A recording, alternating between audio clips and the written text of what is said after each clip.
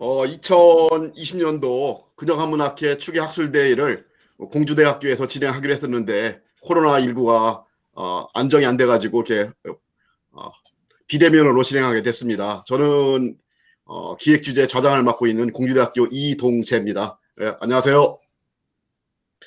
먼저 우리 근영한문학회 기획주제가 조선 후기 물질문화와 자연과학이라는 기획주제를 가지고 한문학뿐만 아니라 문헌학, 천문학, 지리학, 의학사 등 유관 분야와 학문적 융합 연구를 통해서 쉽지 않은 그런 발표를 해주신 여러 발표자 선생님께 감사를 드립니다.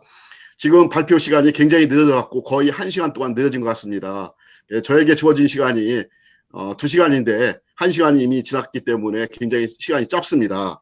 그래서 토론을 조금 줄여볼까 합니다. 그래서 먼저 지정 토론을 하신 분들에게 토론 기회를 주고요. 이어서 참여하신 분들에게 토론 기회를 주도록 하겠습니다. 지정 토론 해주신 분들은 먼저 자기소개를 해주시고 지리 요점만 5분 이내에 말씀을 해주시고 발표자께서는 한 5분 이내에 또 답변을 맞춰주시면 고맙겠습니다. 또 추가 답변이 있거나 하시면은 간단하게 1분 이내에 추가 질의를 하시고 답변도 한 1분 이내에 해주셨으면 감사하겠습니다. 그러면 가장 먼저 기획주제 첫 번째 발표해 주신 김세호 선생님의 정선의 그림에 나타난 한강의 별서 유람에 대해서 성균관대학교 고현희 선생님께서 토론을 해주시겠습니다. 네, 제 화면이 보이나요? 예, 잘 보입니다. 네, 그러면 시간을 줄이기 위해서 제가 김세호 선생님 오랫동안 연구하신 주표한 것에 대한 칭찬은 싹 빼고요. 그냥 네. 궁금증을 곧장 여쭙도록 하겠습니다. 전에 보니까 노경희 선생님이 이렇게 발표지를 PPT를 떼니까 아주 보기가 좋아서 저도 좀 따라 해봤습니다. 이 발표해 주신 그림은 경교 명승첩이라는 것의 상권에 산수화 8점 안에 있는 5점을 발표해 주셨는데요. 이제 제가 궁금한 거는 이 화첩에 보면은 정선의 그림 19점이 이렇게 들어있고요. 그 다음에 이병년의 또 편지도 한 점 들어있는데 식경도를 좀 빨리 보내라 이런 재촉의 내용이 있는 그런 편지가 이렇게 같이 묶여져 있습니다. 그리고 이것은 원래는 상학원이 한 권이었는데 지금 상권, 학원으로 나누어져 있다고 하는데 국립박물관에서 이것이 보물로 지정된 다음에 전시하는 것을 보았더니 이건 낱장으로 이렇게 지금 떨어져 있고요. 지금 이런 부분은 오늘 김세호 선생님이 발표해 주신 그 그림에 해당되는 부분인데 이 같은 화첩 안에 뒷부분에는 이런 식으로 시가 붙어 있는 그림들이 쭉 10점 붙어서 나오는데 이것은 이병연의 이렇게 시를 쓴 걸로 이제 알 수 있습니다. 그래서 경교 명승첩 상본을 그냥 쭉 보면은 내용이 의 인물인 이거를 보통 우리가 지금 최원 선생님의 해석에 의해서 겸재정서원의 자화상으로 우리가 다 알고 있는데요. 저는 예전부터 이거 좀 의심스럽긴 했는데요. 아무튼 쭉 넘어가 보면은 이게 오늘 김세호 선생님이 해주신 그림에 대한 그림입니다. 앞에 이런 그림이 있고 뒤로 가면은 이렇게 이병연의 시와 그림이 같이 이렇게 쭉 이어지는 그림들이 이어지는데 이 화풍도 조금 다르고 또 형식도 다르잖아요. 이병연 시가 이렇게 있어서. 그리고 이병연이 정선한테 그림을 독촉하는 편지가 있는데 이거를 최한 선생님이 번역해 놓은 거 보면 상당히 이병연이 공손하게 편지를 쓴 것처럼 보이지만 막상 이렇게 이 글을 내려다 보면은 조금 재촉하는 그런 내용이 있어요. 식경도를 이렇게 제목을 붙여서 좀 속히 나에게 보여라. 그러면서 또 여기에 김세호 선생님 거 때문에 제가 좀 자세히 봤는데요. 백어를 잊지 말아라. 그런데 이게 최한 선생님 편지 해석에는 100원은 제가 잊지 않겠습니다. 이렇게 해석을 했는데 이렇게 제가 분위기를 봤을 때는 100원도 잊지 말고 보내라 뭐 이런 의미 같아요. 그래서 이거를 좀 이런 전체적인 뉘앙스를 좀 보셔야 되지 않을까. 그런 것과 함께 지금 이 그림에서 보시면은 이 그림은 좀 그림이 크기도 하고요. 또 이 그림들의 지금 내용은 발표를 또 자세히 읽어봐도 그렇고 내용도 그렇고 김창협, 김창흡의 그 당구일기라든지 또 그들의 어떤 공간하고도 관련성이 있어요. 그래서 제 첫 번째 궁금증은 간송에서는 이것이 다 1740년 이후에 제작된 것으로 보고 있는데 이 그림들은 좀 이전에 그 노무현 형제들 간의 관계 속에서 제작된 그림일 가능성이 있지 않은가를 좀 생각해 보시면 어떨까 하는 게 제 첫 번째 궁금증입니다. 그리고 그 학원에 보면은 또 그림이 22점이 나오고 이병연의 편지, 뭐 정선의 아들 정만수가 이 그림을 심한지에게 넘기는 내용의 편지글이 있어요. 심한지의 발문과 찬시 이런 것들이 다 쭉 이렇게 붙어 있는데요. 그 학원에 있는 편지글, 이게 지금 정선의 아들이 심한지에게 이 화첩을 넘긴다는 내용인데, 거기서 중요한 내용은 이 화첩을 드린다고 하고, 정선의 시찰이 화첩에 있는데, 그건 좀 나누어서 떼어서 보내달라라고 부탁을 하고, 또 그림 가장자리에 당화전에 글씨가 있는 것이 있는데, 그건 이병연의 시를 쓴 것이니 그냥 두라. 뭐 이런 이렇게 내용을 하고 있습니다. 이런 걸로 봤을 때, 이 화첩에 정선의 편지는 달라고 하면서 정선이 자기를 그린 그림을 굳이 붙여서 여기다 보냈을까?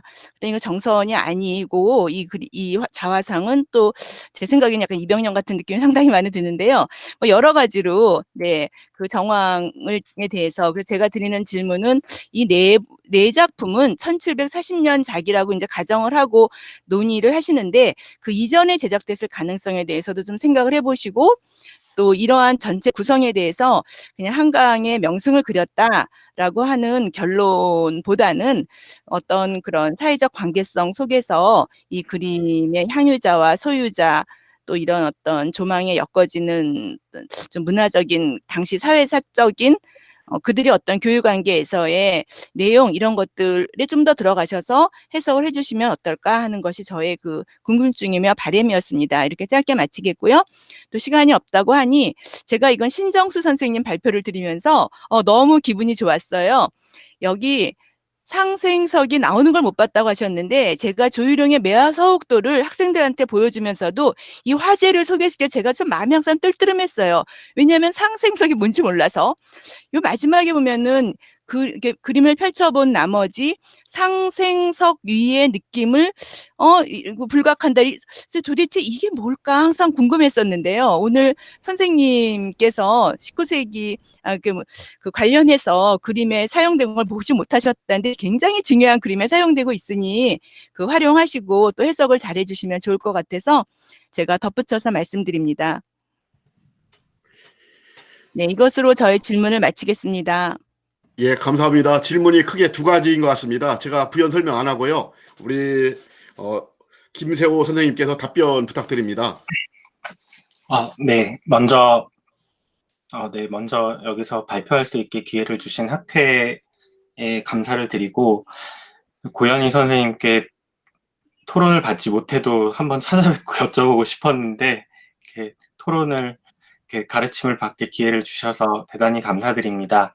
사실 저는 이제 미술사 쪽에서 연구를 하시면 문헌에 대입해가지고 맞춰보고, 또 제가 이게 또 한 내용들이 또 나름 뭐 이제 조경이나 건축이나 이런 데서 또 관심을 가지는 것 같아서 네, 그냥 뿌듯하게 작업을 했었는데 사실 이 부분은 생각을 못 했었는데 오늘 말씀을 듣고 보니까 이제 저도 이제 공부를 하면서 좀 느꼈던 생각이 있었습니다. 하나가 이제 그림들이 이게 시기가 1740년이라고 맞춰가지고 이제 그 지역의 이제 연역과 이거를 보는데 좀 뭔가 늦은 것 같은 거예요.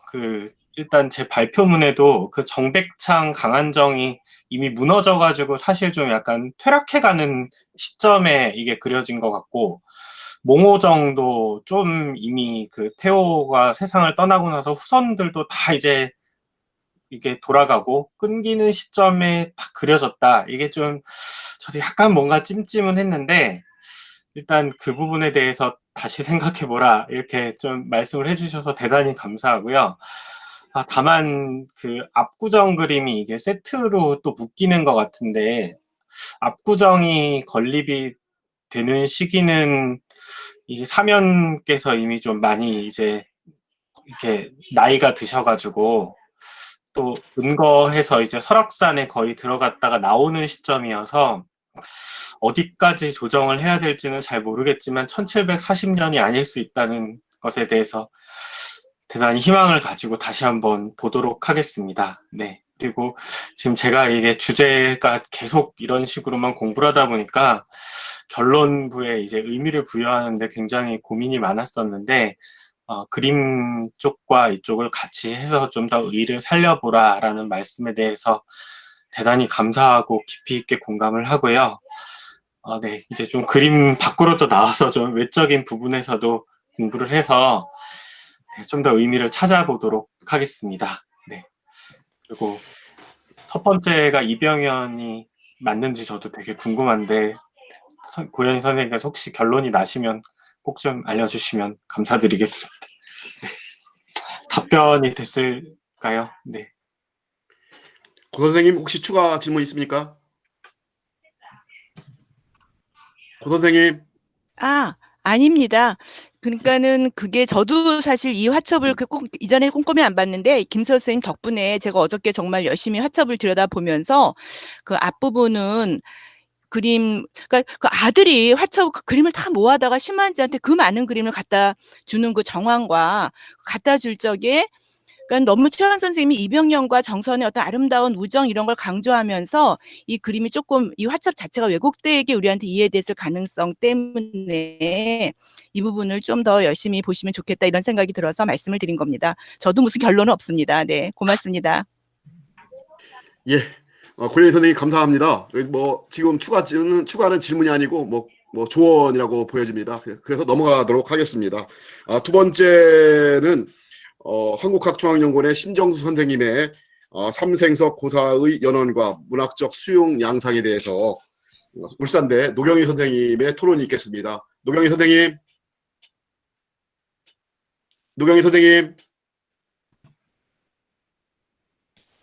예, 안녕하세요. 제 말 들리나요? 예, 예, 들립니다.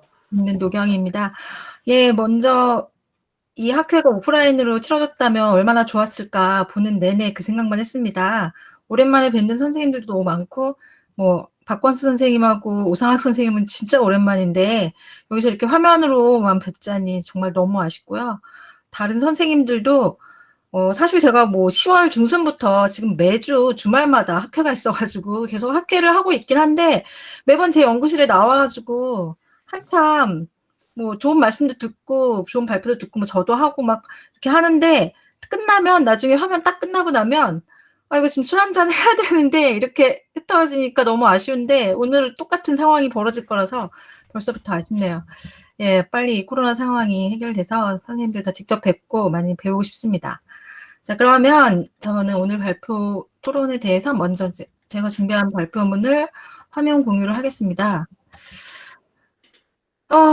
제가 아까 배웠는데, 제가 아까도 말씀드렸는데, 이게 참 구글 밑은 적응이 잘 안 되네요. 자, 보이시나요? 제 거? 예, 잘 보입니다. 예, 근데 저한테 화면이 잘 안 보여서 적응이 잘 안 되는데, 예, 뭐 사실 제 질문 자체는 되게 간단합니다. 우선은 그러시면 시간을 아끼기 위해서 질문만 해주시기 바랍니다. 네네. 네, 우선 신정수 선생님께서 최근에 계속 이 돌 관련 연구를 하셔서 제가 수석을 모으시나 잠깐 생각을 했는데 발표를 보면서 덕분에 공부 많이 했고요.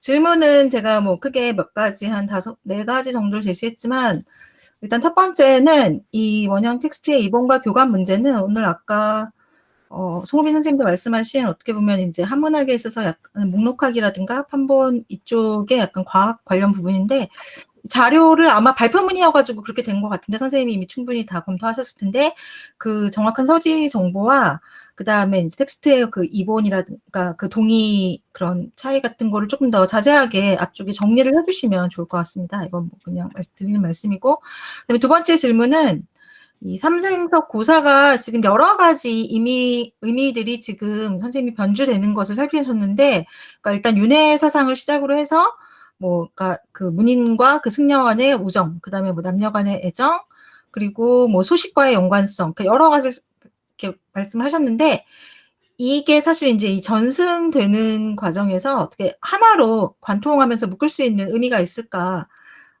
왜냐면 지금 다른 모습들에 이제 집중을 하고 계시는데, 그게 그럼에도 불구하고 계속 이렇게 변주되는 이유가 있을 텐데, 왜 그렇게 변주가 되는지 이걸 전체 포괄하는 어떤 의미에 대해서 고민하시고 계실 것 같은데, 그 부분에 대해서 뭐 있으면 이제 궁금하고요.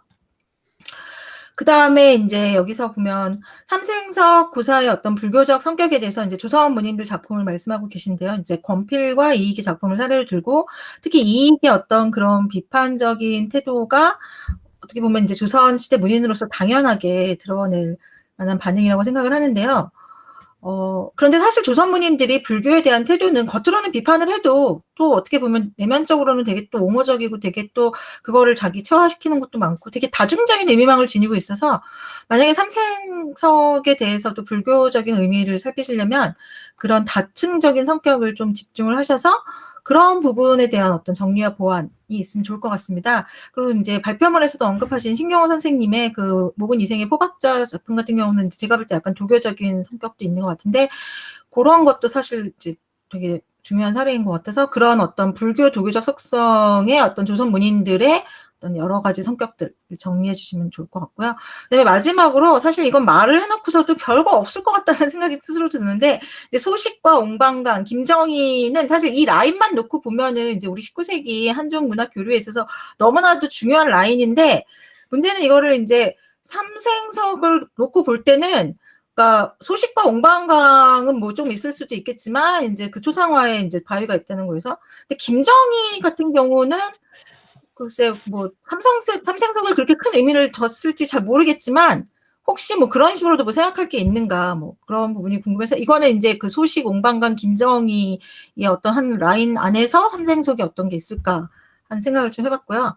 마지막으로 이제 선생님은 이제 그 해외 연구 성과를 되게 많이 검토하고 계시는데, 이 서구 학계의 의견들이 참 재밌었어요, 읽으면서. 그래서 아마 선생님도 이제 그런 데서 또 착안을 하셔가지고 연구를 하신 것 같은데, 지금 연구가 이제 80년대, 90년대 성과에 좀 집중이 되어 있는데, 사실 2000년대 이후 서구 학계의 연구가 사실 되게 많이 이렇게 다양한 자료들도 이제 뭐 계속 발굴되면서 변하고 있는데, 뭔가 또 삼생석에 대한 새로운 해석이 있는가, 뭐 그런 게 궁금하고, 동양의 연구는 이제 사실 이건 저도 이제 좀 이렇게 그러니까 중국 학계 말고 일본 학계에서도 왠지 이쪽으로 좀 재밌게 했을 것 같은데, 제가 좀 찾다가 저도 시간이 없어서 못 찾았는데, 이거 참고하시면은 되게 다양한 시각을 검토할 수 있지 않을까 합니다. 네, 이상으로 제 질문을 마치도록 하겠습니다. 예, 노경희 선생님 감사합니다. 두 가지는 조언인 것 같고요. 질문도 한 두 가지인 것 같습니다. 우리 신정수 선생님 답변 부탁드립니다. 예, 그 여러 가지로 부족한 논문을 부드럽게 비판해 주셔서 감사드리고요. 그 많은 분들이 제가 수석을 수집하냐고 물어보시는데, 수석을 수집할 돈은 없고, 전 제가 살았던 지역에서 이사할 때마다 그 살았던 지역에서 돌을 가지고 다닙니다. 그 제가 아차산에서 한 30년 살았는데, 이건 아차산에서 있었던 돌이고요. 그 제주도에 여행 갔을 때 이런 돌 하나 가져오고, 뭐 미국에 요세미티 갔을 때는 이런 돌 가져오고, 그래서 이건 수석이라기보다 제가 여행 갈 때마다 이렇게 뭐 돌 하나씩 훔쳐가지고 옵니다. 예, 뭐 그 정도고요. 그리고 이제 제 그 선생님에 대한 제 답변을 드리면은,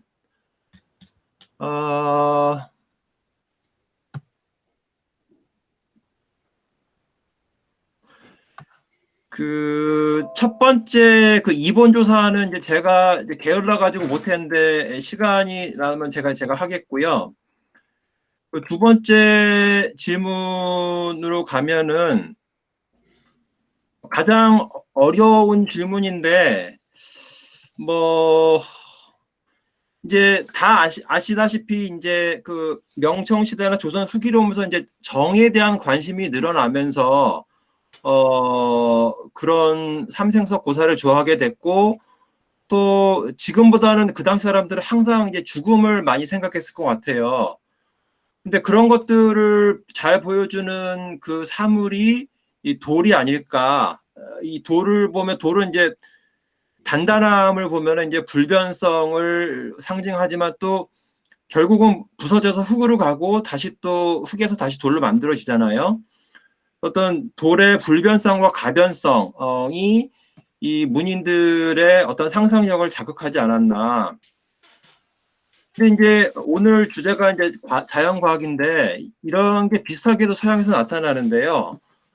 그 이제 괴테 이탈리아 여행기를 보면은 괴테가 여기저기 이탈리아로 여행할 때 돌에 대한 관심을 많이 보여줍니다. 또 화석도 보여주고 그거를 또 그 현지 사람들 지식인들과 돌에 대해서 이 돌은 어쩌고 지질학적으로 어떻고 많은 얘기를 합니다. 그래서 이제 이런 것들은 이제 뭐 우리로 치면 이제 뭐 경물 취지라고 말할 수 있는데 어떤 그 인간이 아니라 사물에 대한 관심이 이제 그 당시에 많이 증가하기 때문에 그 사물에 대한 관심의 하나로서 돌을 또 이렇게 생각하게 되지 않았나 그렇게 봅니다.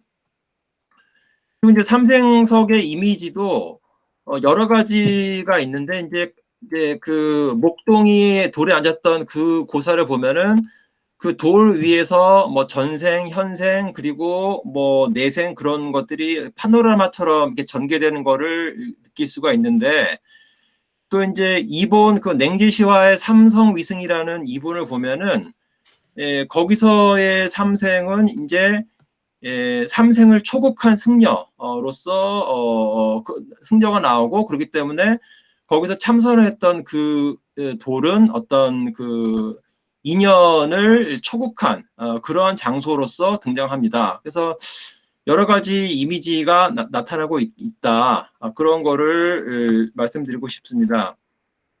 그리고 이제 그 신규현 선생님께서 이게 이미 말씀을 하셨기 때문에 저는 좀 새로운 걸 찾으려고 이제 저는 이제 언급을 안 했는데 이제 정식으로 논문을 투고할 때는 좀 더 이제 이 방향으로도 좀 정리를 하겠습니다. 근데 전반적으로 이제 조선시대의 삼생석에 대한 그 고사는 승려와 문인의 우정을 얘기할 때 주로 쓰입니다. 근데 제가 발표했던 그 이익이나 그리고 권필의 경우는 좀 그런 승려와 문인의 우정과 달랐기 때문에 그게 좀 특별해가지고 이제 그걸 제가 언급을 했고요.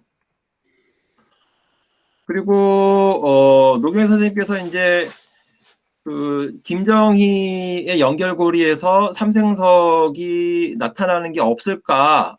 왜 좀 거기 관심을 주셨는데 일단 저는 찾지는 못했는데 그것보다 질문을 조금 바꿔서 또 조선시대 문인들 사이에서는 삼생석 고사가 왜 나타나지 않았나로 질문을 바꿔보는 게 조금 더 좋지 않을까.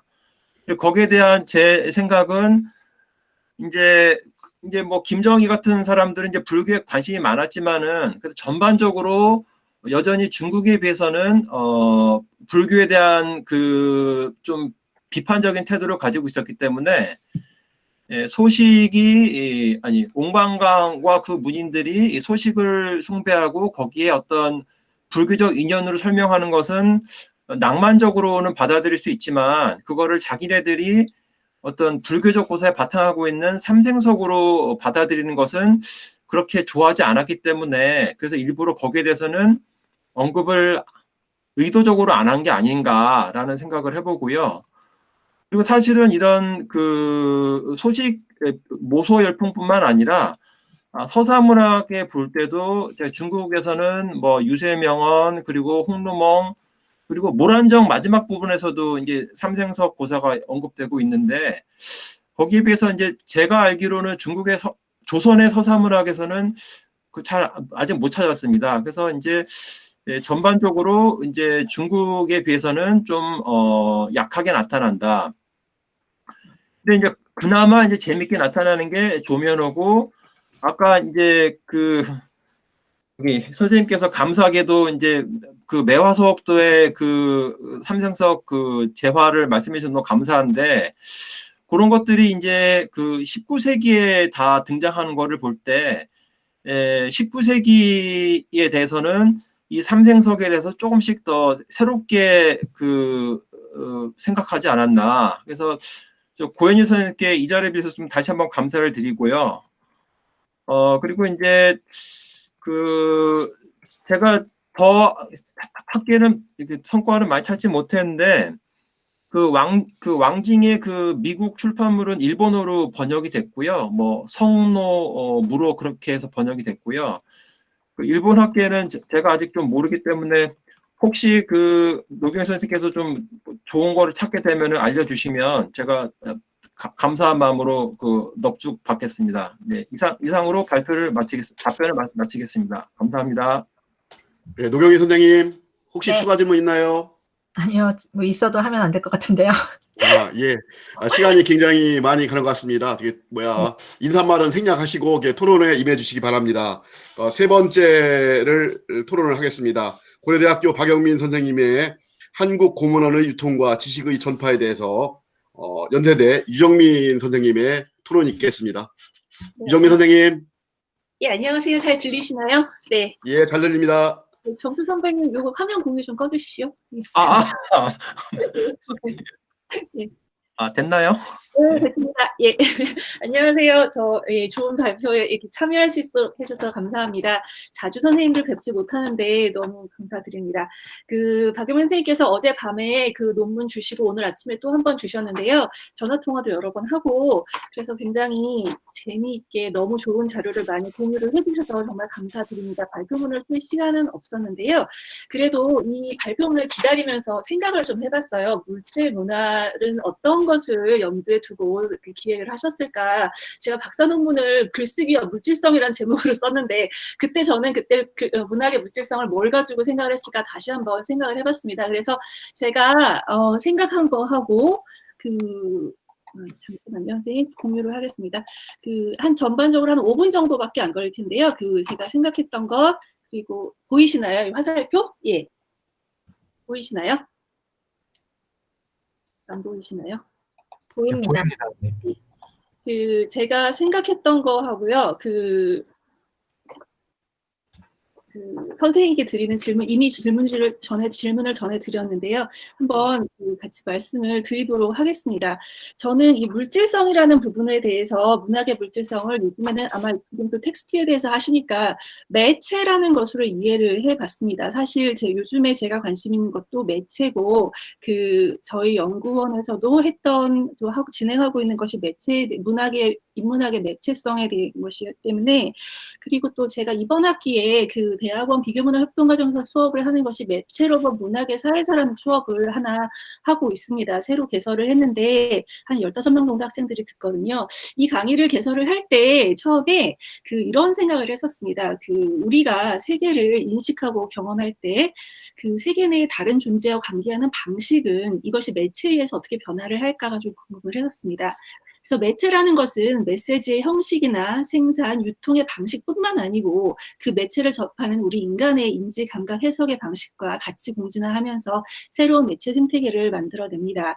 그래서 이런 복잡한 매체 생태계 속에서 우리가 어떻게 소통하고 또 문학 활동을 전기에 무슨지 살펴보기 위해서 전반적으로 이론을 보고 구체적으로는 파라텍스트 작화, 구술성, 문자성, 또 디지털 인문학까지를 살펴보는 굉장히 좀 거창한 수업인데, 조금 더 거창하게 들어가면 그 중에 가장 중심이 되는 것은 우리 혹은 텍스트는 어떻게 정체성을 형성하는가의 문제일 것 같습니다.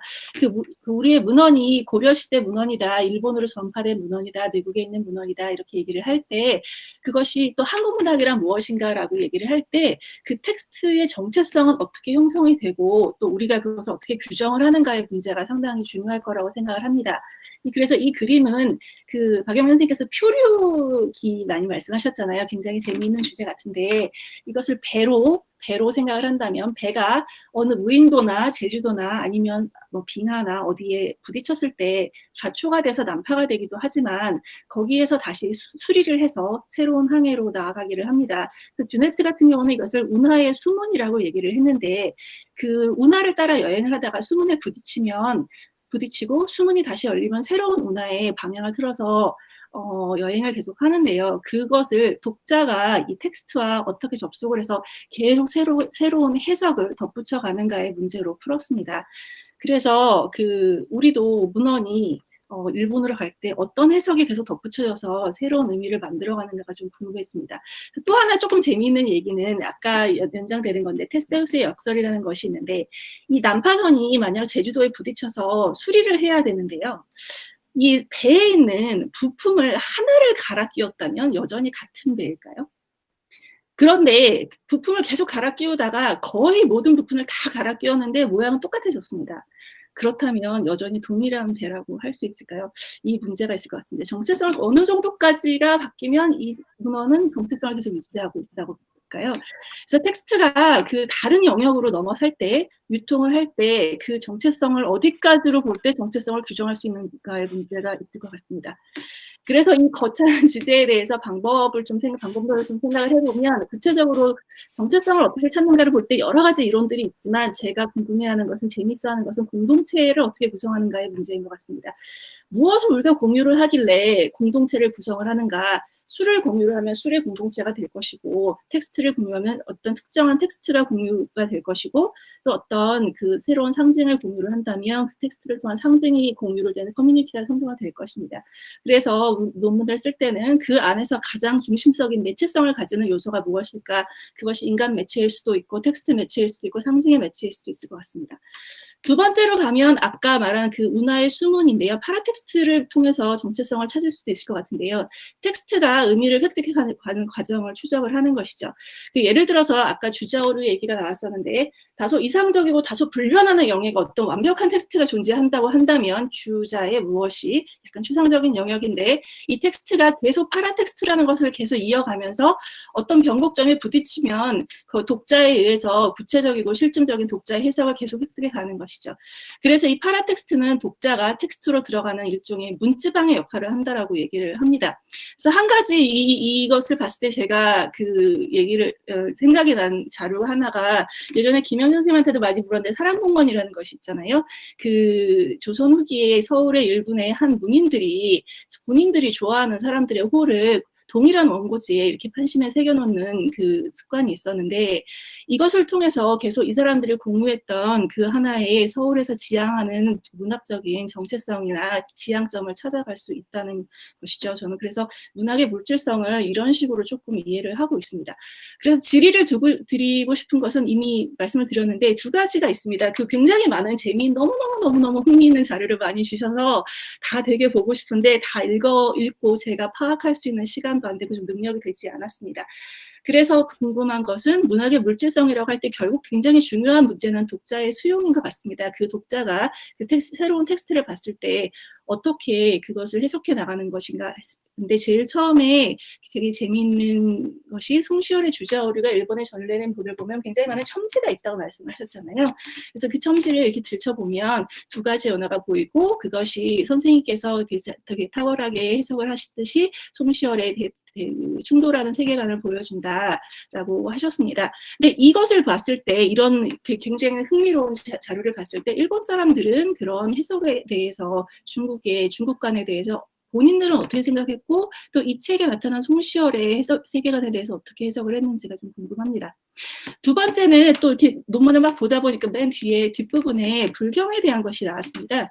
근데 이 불경을 저는 처음 보는 불경들이었었어요. 예를 들어서 청자를 통해서 전파된 불경이 원나라가 원간본을 고려시대 따로 이렇게 주문을 해서 들여온 다음에 일본으로 간 거라고 했는데 그때 나온 불경이 8가지였습니다. 근데 8가지가 제가 되게 과문해서인지 한국에서 말하는 소위경전과는 상당히 다른 비구계나 비구니계 이런 거 아니면 밀교에 관한 것 이런 것이 되게 많았습니다. 빨리 찾아보니까 전부 다 대장경 안에 들어가 있기는 한데 한국에서 많이 보지 않은 경전 같습니다. 그래서 이런 고려 불경들을 고려시대에 따로 주문한 이유가 있었을까? 또 이런 불경들이 일본에 특별히 간 이유가 있었을까? 또 일본 불교를 저는 잘 모르는데 일본 불교에서는 이런 경전을 어떻게 봤을까? 이런 부분이 좀 궁금했습니다. 예, 그래서 일단은 이 정도로 마치도록 하겠습니다. 네. 예, 조언과 질문이 두 가지인 것 같습니다. 우리 답변 부탁드립니다.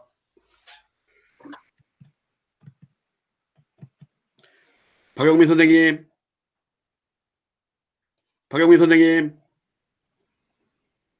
저기 소리를 켜주십시오. 마이크 켜주세요, 선생님. 아, 예. 네네.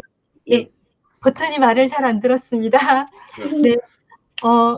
고맙습니다. 제가 원고를 너무 늦게 드렸는데도 불구하고, 너무 꼼꼼하게 읽어주시고 좋은 말씀을 많이 해주셔서 정말 감사드립니다.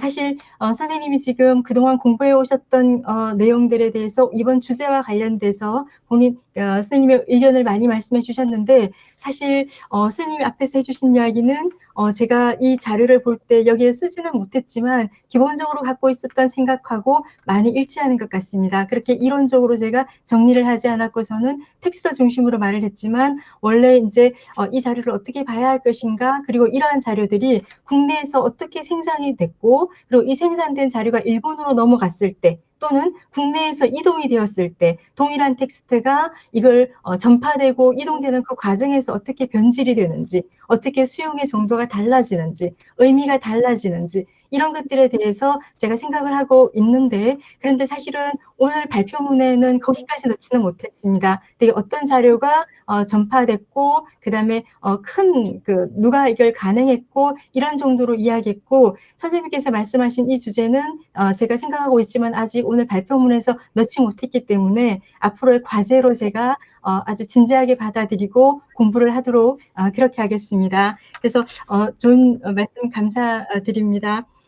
구체적으로 두 가지 질문을 말씀드렸는데, 사실은 그 송시열이 그렇게 연호를 바꾸었다는 건 우리가 뭐 누구나 다 왜 이거 그러니까 주목만 했으면 왜 이렇게 바꿨을까를 너무나 쉽게 알 수 있을 정도로 송시열의 인식이 드러나는 그거이고, 제가 여기서 보여드리려고 했던 건 이렇게 첨지 하나에도 송시열의 세계관이 그냥 아주 적나라하게 드러난다는 그 말씀을 드리려고 가지고 온 건데, 그런데 사실은 우리가 명청에 대한 인식이 조선에서 명청에 대한 인식이 일본과 같지 않았을 거라는 건 분명한 것 같아요. 워낙 조선이 명에 대한 인식과 청에 대한 인식이 아주 적나라하게 달랐잖아요. 그죠? 그렇지만 사실은 선생님 질문을 듣고 제가 송시열의 이 주자 오류가 일본인들이 어떻게 봤는지, 그리고 이렇게 첨지를 붙였던 거에 대해서 일본인들이 과연 주목했을까?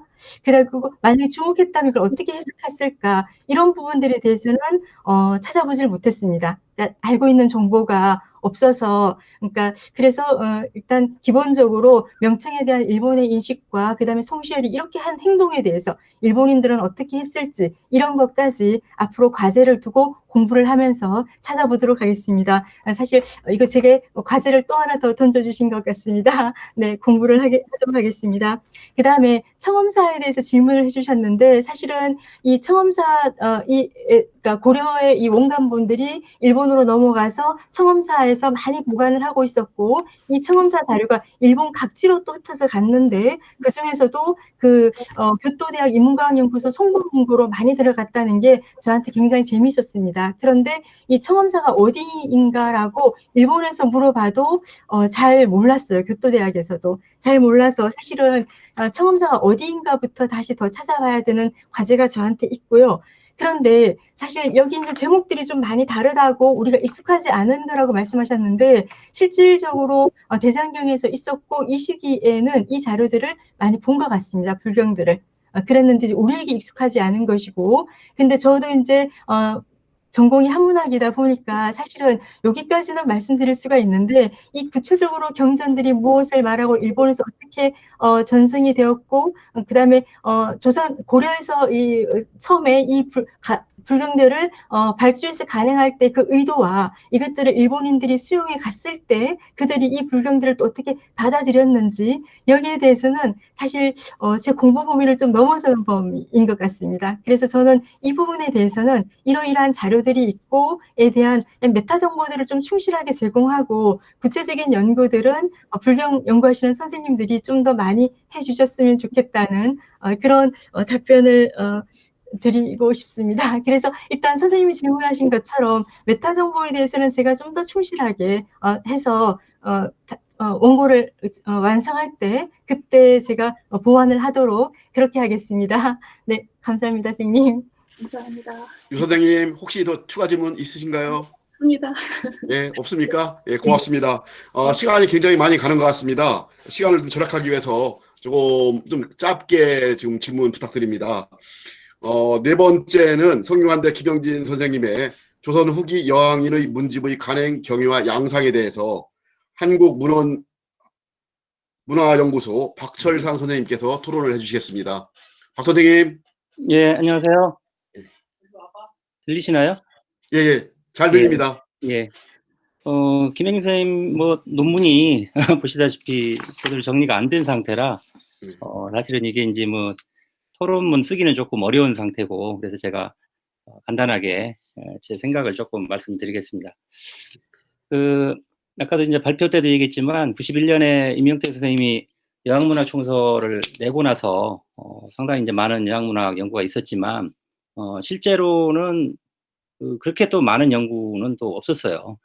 이제 그 여러 가지 이유가 있는데, 어쨌든 이제 그 중에 상당수 그 여왕 자료들이 이제 빠져 있는 누락된 부분이 있었고, 김영진 선생님은 이제 그걸 굉장히 오랫동안 자료를 찾고 또 정리를 하고 그렇게 해왔습니다. 그래서 이제 아까 말씀하신 것처럼 지금 프로젝트를 하고 있는데, 이제 그 과정에서 지금 오늘 발표는 이루어진 거고, 실제로 이 여왕인들의 출판에 대한 그 내용은 굉장히 중요한 게 뭐가 있냐면, 여왕인 연구가 안 된 이유 중에 하나가 사실은 이 여왕인에 관한 정보가 없다는 겁니다. 그래서 사실 이 여왕인을 연구할 때 굉장히 중요한 자료가 족보인데, 아시겠지만 이제 여왕인들 족보는 그렇게 많이 있지도 않고, 실제도 지금 남아있는 것도 정리가 안 된 상태이기 때문에 사실은 이게 굉장히 어렵습니다. 자, 그런 상황에서 이 출판과 관련된 정보들은 굉장히 많은 어떤 자료를 제공해주고, 또 여왕인 연구에 있어서는 굉장히 많은 정보를 준다고 할 수 있고, 그러면서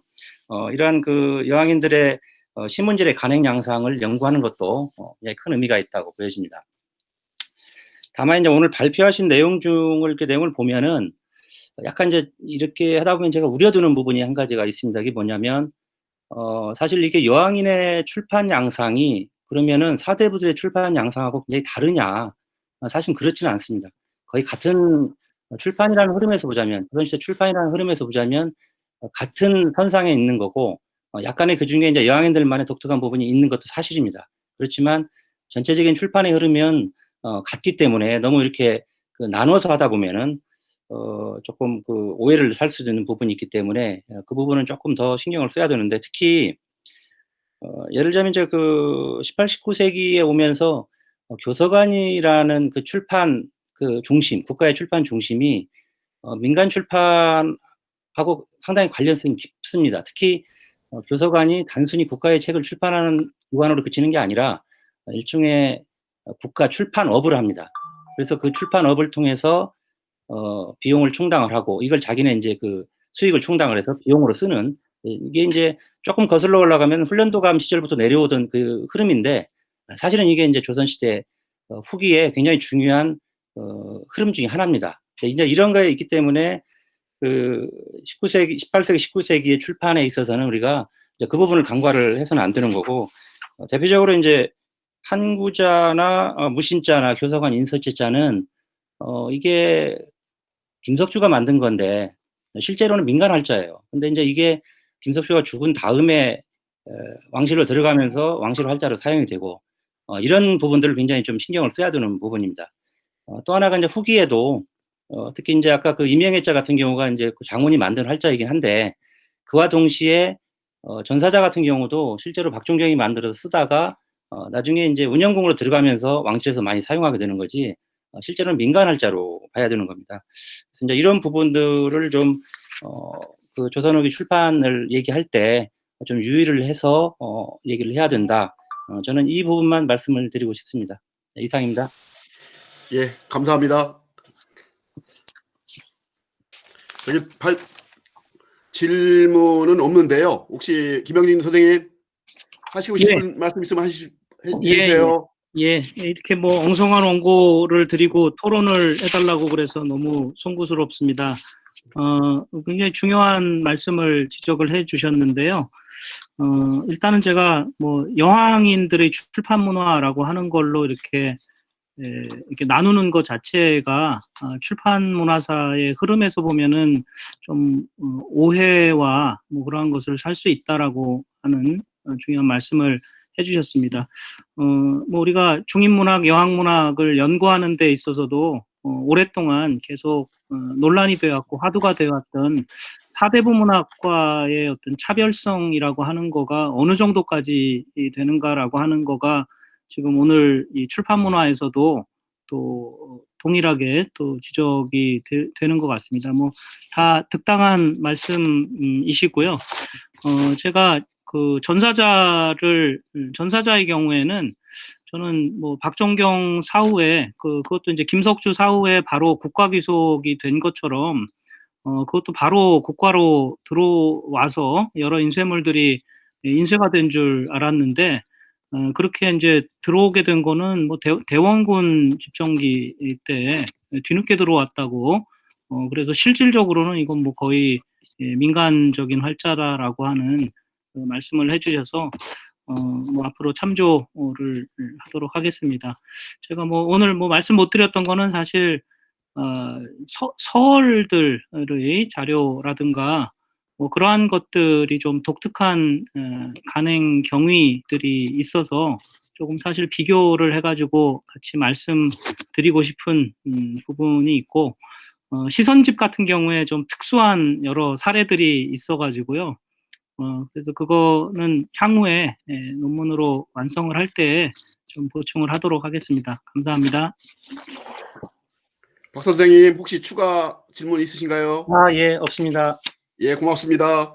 그러면은 5번째 충북대 박권수 선생님의 조선 후기 책력의 인쇄와 배포에 대해서 서울대 서은혜 선생님께서 토론해 주시겠습니다. 서은혜 선생님. 네, 안녕하세요. 서은혜입니다.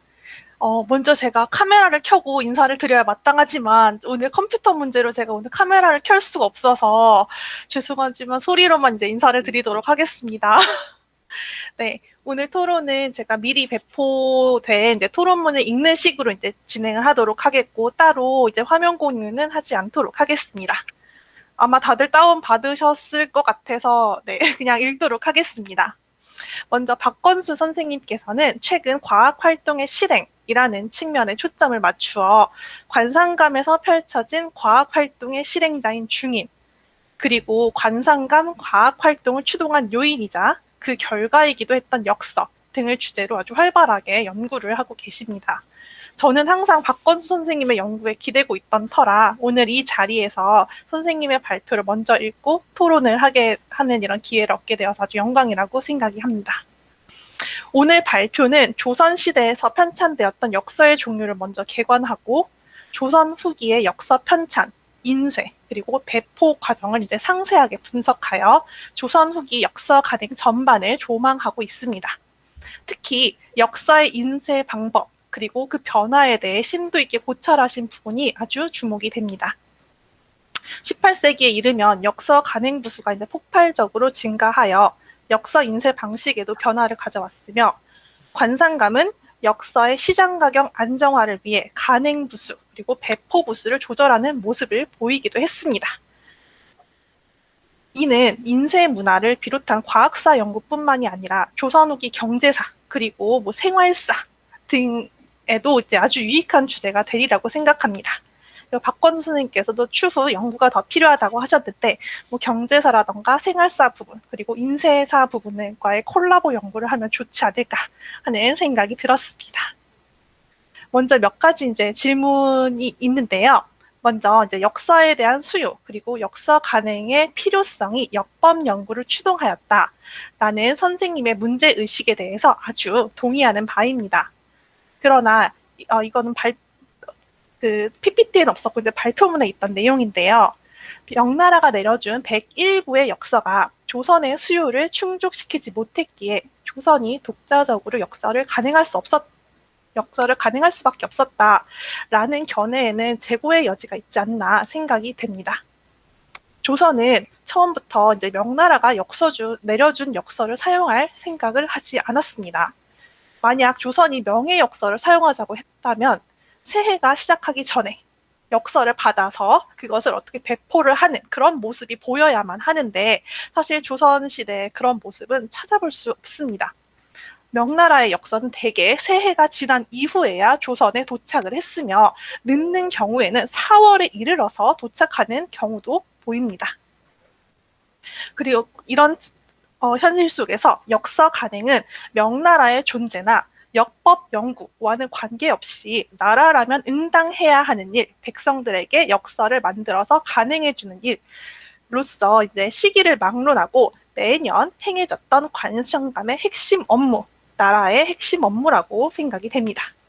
그리고 덧붙이자면 이제 조선의 역법 연구를 추동한 요인은 그냥 역서 간행의 필요성이라기보다는 이제 정확한, 여기서 이제 정확하다라는 것은 중국의 역일과 이제 같은 역일을 말합니다. 정확한 역서의 간행 필요성이라고 해야 하지 않을까 생각이 됩니다. 이에 대해 선생님의 구견을 듣고자 합니다. 두 번째, 일과력이라는 명칭에 대해 질문을 드리고 싶습니다. 조선시대에 가장 많이 만들어졌고 이제 가장 많이 사용되었던 상용령을 일과력이라고 이제 부르고 있는데요. 이러한 이름이 붙게 된 까닭에 대해 인용하신 사료에 따르면 세종이 원래 역서라는 것에서 역자를 쓰지 말고 일과라고 쓰라라는 명령을 내렸기에 이렇게 일과력이라는 명칭이 붙었다라고 설명을 하셨습니다. 하지만 이 사료의 내용에 따르면 역자를 일과로 이제 치환을 해야 하는 것이잖아요. 그렇다면 일과력이 아니라 이제 일과서라고 불러야 하는 것이 아닐까 하는 생각이 들었습니다. 그리고 이제 조선시대 사료 전반에서 한번 이 사례를 찾아보니 대개의 원문에서는 이 역서를 가리키는 이제 용어를 일과라고 이제 표현을 하고 있고 대신 번역문에서는 이를 대개 일과력이라고 이제 번역을 하고 있는 것으로 제가 확인을 했습니다. 혹시 이제 이 일과력이라는 번역어가 혹시 학술 용어로 이제 굳어지게 되어서 그냥 이렇게 통칭으로 이제 일과력을 사용하고 있는 것인지 혹시 네, 이것이 이제 궁금합니다. 또한 이제 역시 이제 명칭의 문제인데요. 인용하신 인조 때의 사료를 보면 관상감이 진상한 세종의 역서를 각각 이제 3역, 내용 3서를 일컫는 3역, 그리고 7정역, 일과라고 칭하고 있습니다. 이 세 종류의 역서의 제목을 보면 이제 역자를 쓰지 말라고 했던 세종의 명을 잘 따른 일과와는 달리 내용 3역, 7정역의 경우에는 역자를 빼지 않은 채 여전히 그냥 무슨 역이라고 이제 이르고 있는 것을 확인을 할 수가 있습니다. 이 내용 3역 그리고 7정역이 역이라는 이름을 계속 가지고 있게 된, 그러니까 일과로 바꾸지 않고 역이라고 여전히 불리게 된 그 이유에 대해서 한번 여쭤보고 싶습니다. 그리고 마지막은 이제 질문은 아니고 한 가지 이제 부탁드리고 싶은 사항인데요. 이 발표를 나중에 논문으로 투고하실 때 좀 사진 자료, 이미지 자료를 좀 보강을 해주시면 어떨까 하는 생각이 들었습니다. 특히 이제 선생님의 이제 논지 중 좀 중요한 부분이었던 이제 같은 해의 역서지만 글자 모양이 약간 이제 차이가 나서 이제 한 해의 역서는 이제 2벌의 판목으로 이제 찍었다. 즉 2벌 이상의 판본이 있었음을 이제 확증해주는 1851년의 역서 사진 같은 경우는 꼭 이 이미지를 실어주시면 이제 논문을 읽는 독자들의 입장에서 아주 큰 도움이 되지 않을까 싶습니다. 그리고 이건 저의 개인적인 바람인데요. 제가 아직 7정 백중역을 한 번도 실물로 본 적이 없어서 이미지 어떻게 생겼는지 좀 궁금해서요. 7정 백중역이나 뭐 내용 3역 등 이제 일반 독자들이 이제 쉽게 접하지 못할 이런 역서의 사진들도 한 장씩 실어주신다면 도움이 될 것 같습니다. 네. 그리고 이 외에도 여기까지 이제 제가 작성한 토론문인데 오늘 선생님의 발표를 들으면 이제 두서없이 이제 몇 가지 질문들이 더 떠올랐는데 사실 오늘 지금 이 시간에는 이제 시간이 부족하기 때문에 여기서 드리지 못할 것 같고 나중에 기회가 된다면 질문을 더 드리도록 하겠습니다. 감사합니다. 박 선생님, 질문이 3가지인데요. 3가지 답변 부탁드립니다.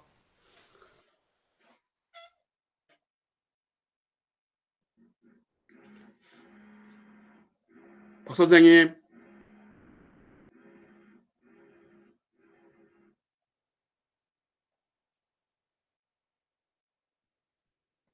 박 선생님. 방금 KS 탕님이 나가셨다는 팝업이 뜬 것 같은데요.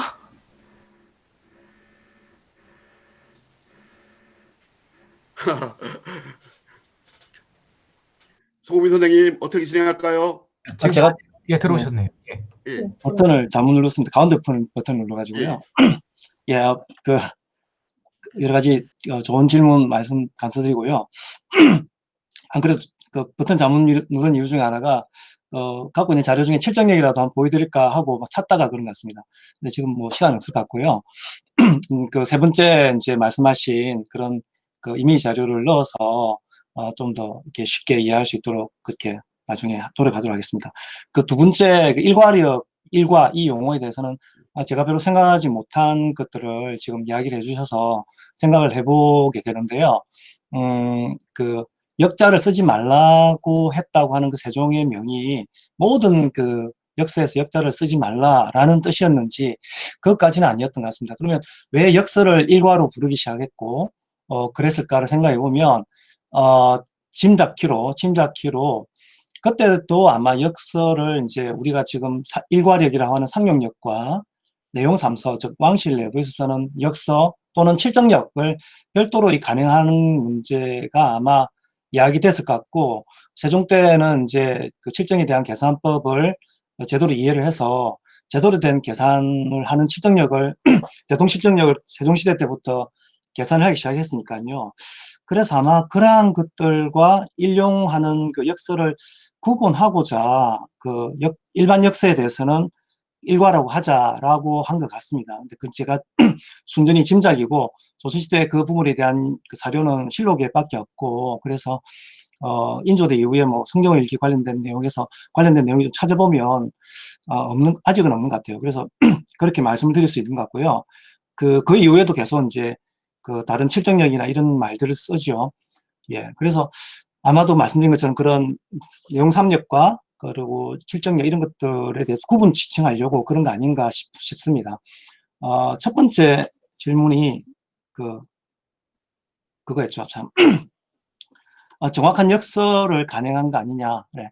그러니까 역법과 역서의 문제에서 그러니까 결국 정확한 역서라도 역설을 가능한 것이 우선이다라고 하는 거를 뭐 제가 이렇게 어찌 보면 동의한다고도 볼 수 있는 거죠. 그 부분은요. 근데 그러니까 명나라 역설을 안 썼다라는 부분이 아신 바와 같이 초기에 명나라와 관계도 안 좋았죠. 하지만 매년 명나라의 역사를 받아옵니다.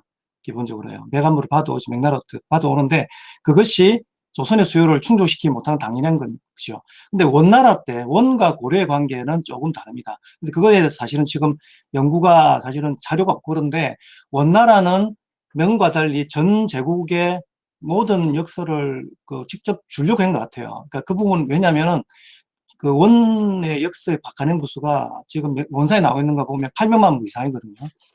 그래서 그런 이제 고려 말 조선에 들어와서 이 명과의 관계도 소원해지고 우리 과거의 역사 관련된 이런 문제들이 독자성도 물론 생각했겠지만 스스로 이제 역사를 수요를 어쨌든 충당하게 되니까 그렇게 해서 역사를 계산할 수밖에 없다는 거죠. 근데 아까 이제 잠깐 말씀을 이제 그 선혜 선생님도 말씀하셨지만 또 제가 다른 데서도 말씀을 했지만 이 정확함이라고 하는 것 자체가 한정된 정확함이라는 겁니다. 왜냐하면 다른 선생님들이 잘 이해를 못 하실 것 같아서 설명을 드리면요.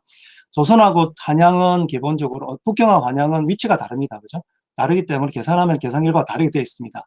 그런데 그 계산 결과가 다른데 이제 나중에 중국에서 역사까지 들어오죠. 그러면 결과가 다릅니다. 그죠? 만약에 양쪽 다 정확하게 계산했다면 결과가 다른 게 정확합니다.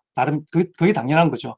예를 들면 24절기가 들어오는 날짜, 시각까지 정확하게 계산해야 되는데 24절기가 오늘 12시를 넘어서 들어오느냐 마느냐에 따라서 동지나 이런 것들에 따라서 날짜가 바뀌고 달이 바뀌기 때문에 그게 굉장히 중요한 문제입니다.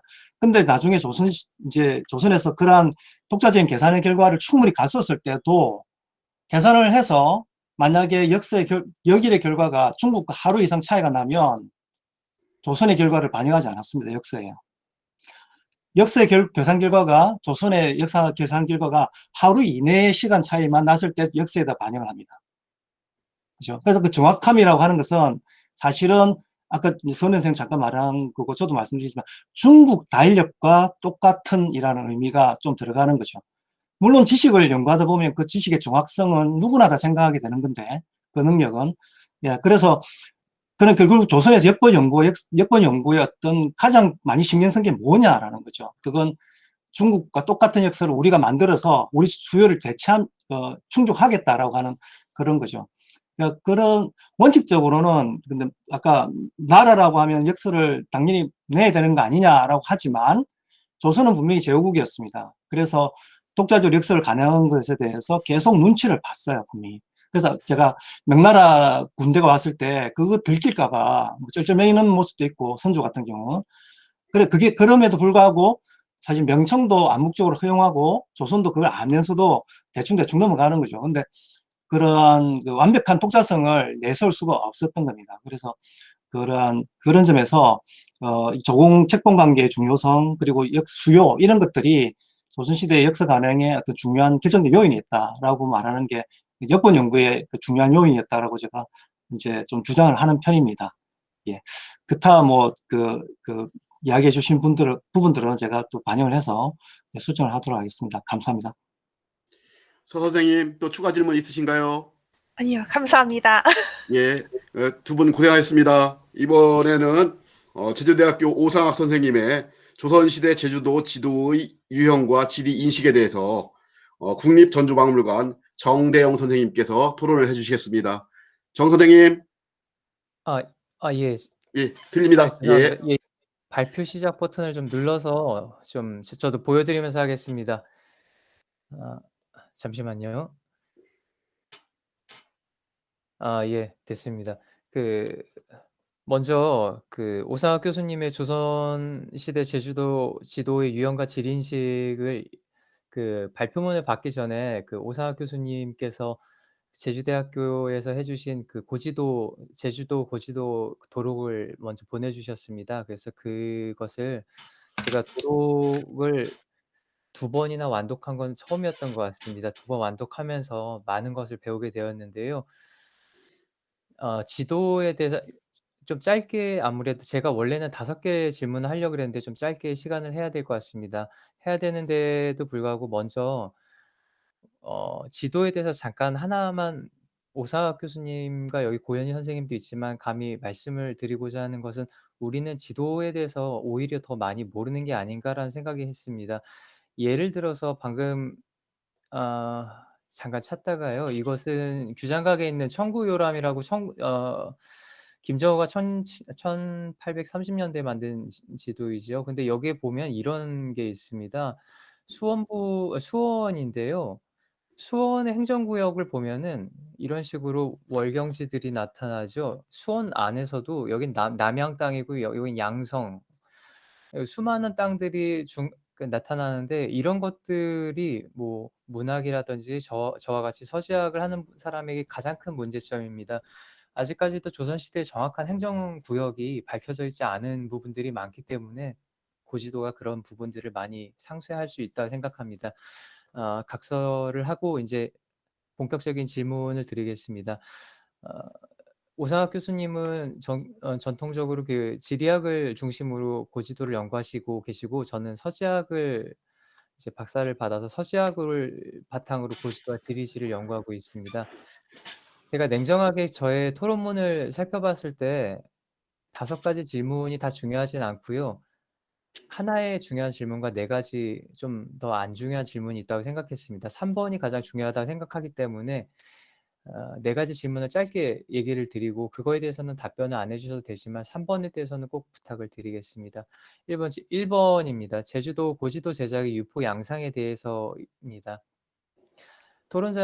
발표자께서 말씀하신 것처럼 저 역시 제주도의 고지도가 목판보다 널리 유포됐다는 점에서는 반론의 여지가 없습니다. 하지만 목판본의 지도 제작이 목판으로 제작이 된다는 것 자체가 상업적인 목적을 기본 전제로 하고 있다고 많이 일반적으로 보았을 때 관청이 아니라고 한다면요. 이런 목판본 지도의 주 수요층이 제주도민이었을지 아니면 한양을 위시했던 내륙의 식자층의 요구였을지에 대한 생각을 좀 여쭙고자 합니다. 2번 질문은 1번과 연관이 될 수가 있는데요. 명확하게 명시는 안 하셨지만 오상학 교수님이 말씀하신 그 제주도 지도들이 거의 대부분이 제주도에서 제작되었다고 아마 결론이 되신 걸로 저는 이해를 했습니다. 네. 발표자께서도 그렇게 쓰셨고 윤봉택 선생이 2007년 연구를 다시 한번 저도 석사 논문을 읽어보면서 봤는데 거기 제주도에서 간행된 그 지도 자료가 나옵니다. 말씀하신 것처럼 그 화공을 대동하고 관원들에게 지도 제작을 맡겼던 것은 물론 제주에서 만든 게 확실한데 임란 후기까지도 조선 후기에서는 중요한 서적들과 그 세밀함을 요구하는 자료들은 전라도에서는 주로 순천하고 나주에서 진행됐고 주로 사실은 나주에서 진행이 됐죠.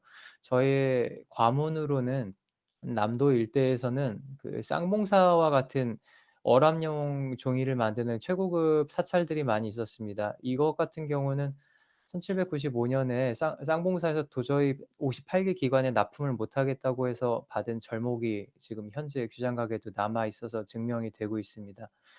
또한 그 광해군 때 그 소실되었던 신증 동국여지 승람을 그 이덕형이 주도하에서 다시 간행해서 지금 저희가 목판본을 보고 있는 것이 바로 이 광해군본인데 여기 보면은 한양에서 만들 것 같은데 이것을 나주에서 판각 인쇄시키는 기록이 남아 있습니다.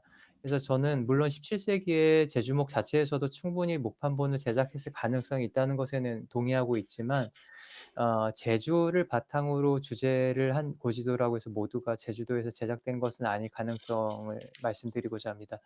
3번은 맨 마지막으로 말씀드리겠습니다. 4번 질문입니다. 발표자께서는 관찬이 아닌 사창 고지도를 언급하셨고 그중에서 이제 존재 유백규 선생의 저술을 환영시를 통해서 얘기를 하셨습니다. 당대 제주도 지식인이나 혹시 지식인이나 학자들 가운데서 제주도의 지도나 지리지를 연구한 혹시 인물들이나 사례가 있는지를 알고 싶습니다. 근래 들어서 사실은 하백원에 대해서는 그 전에도 연구가 있었으나 근래 더 연구가 진행되는 것으로 알고 있습니다. 화순의 규남 하백원 같은 사람의 고지도 제작이라든가 이제 필자의 졸고이긴 하지만 그 19세기 초에 그 풍산홍씨 중에서 홍의조 혹은 그 김영진 선생님의 말씀에 따르면 홍의복교로 추정되는 사람의 기인 한상량 같은 책이 이제 일본하고 한국에서 발견되면서 지리지 제작에 대한 심도 깊은 학자층이 있었다는 것이 확인이 되고 있습니다. 제주도에서도 이러한 학자들이나 연구 성과가 있다면 좀 알려주시면 감사드리고요. 마지막으로 5번입니다. 5번입니다. 해안 방어에서 제주도 역할에 대해서인데요. 이거는 정말로 저희 과문에 저희 최근 연구에서 그 느꼈던 궁금증을 좀 여쭤보고자 하는 것입니다. 국립전주박물관에는 호남도서라는 책이 있고 제가 최근에 논문으로 발표한 적이 있는데 이 지도첩에 보면은 호남에 있는 모든 각 군현들의 각 섬의 소유주부터 시작해서 군영과 전투상의 요충지 그리고 섬의 거주 인원 그리고 심지어는 이 섬을 어떤 관청이 소유하고 있고 어떤 옹주가 소유하고 있고 어떤 것이 특산품인지까지 흑산도까지를 다 제시하고 있습니다. 그런데 아주 의외로 제주도가 전라도에 포함이 되어 있음에도 불구하고 제주도가 누락이 되어 있죠. 이런 식으로 인제 수십 장의 호남도서가 있는데요. '왜 그럴까.'라는 생각을 하면서 저의 나름 그 상상의 나래를 펼친 것은 호남의 해안 방어가 에 있어서 제주도가 가지는 전략적 중요성이 혹시 관가된 게 아닌지 아니면 이러한 지도들은 내륙 연안을 중심으로 제작했기 때문에 생긴 그냥 단순한 누락인지가 궁금했습니다. 또한 그 순창에 가면은 신경준 가문에 신경준이 직접 제작한 것으로 전해지고 있는 두 장의 지도 중에서 강화이북 해역도가 있습니다.